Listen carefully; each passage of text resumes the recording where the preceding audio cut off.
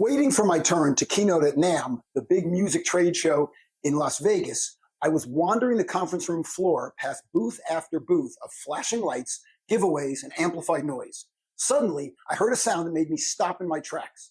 Not the roar of a packed session or pleas of someone hawking giveaways, but a man in a booth playing blues harp as if his life depended on it. His tone was raw, urgent, and undeniable. I needed to hustle along to my sound check, but I stood there anyways with that unmistakable shiver crawling up the back of my neck. And right there, right in the middle of a crowded expo floor, I had a GBM. You've had them too. We all have. That sudden jolt when something hits you in a way you can't explain.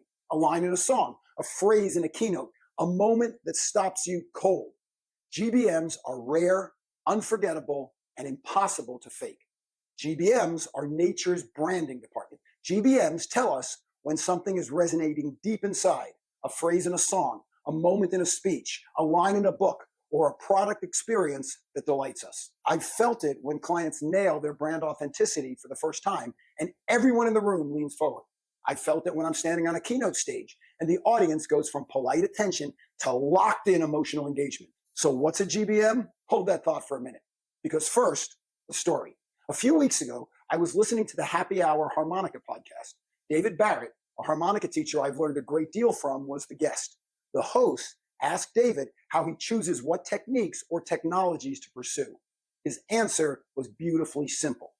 I follow my goosebumps. And there it was, the definition I'd been circling all along. You see, a GBM is a goosebump moment. You can't fake goosebump moments. You can't manufacture them with jargon, AI, or Canva templates. You have to earn them.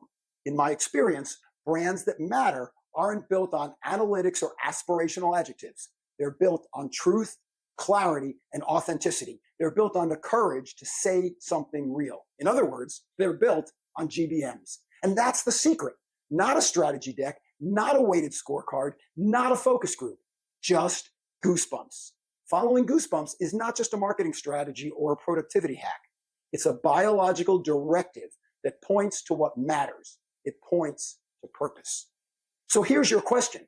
When was the last time something gave you a GBM at work?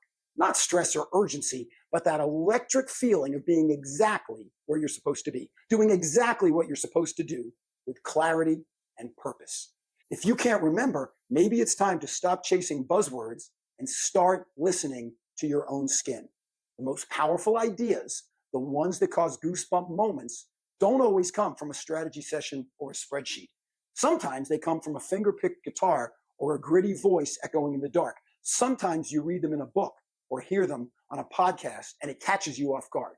And sometimes they come from the reminder that your body already knows what matters most.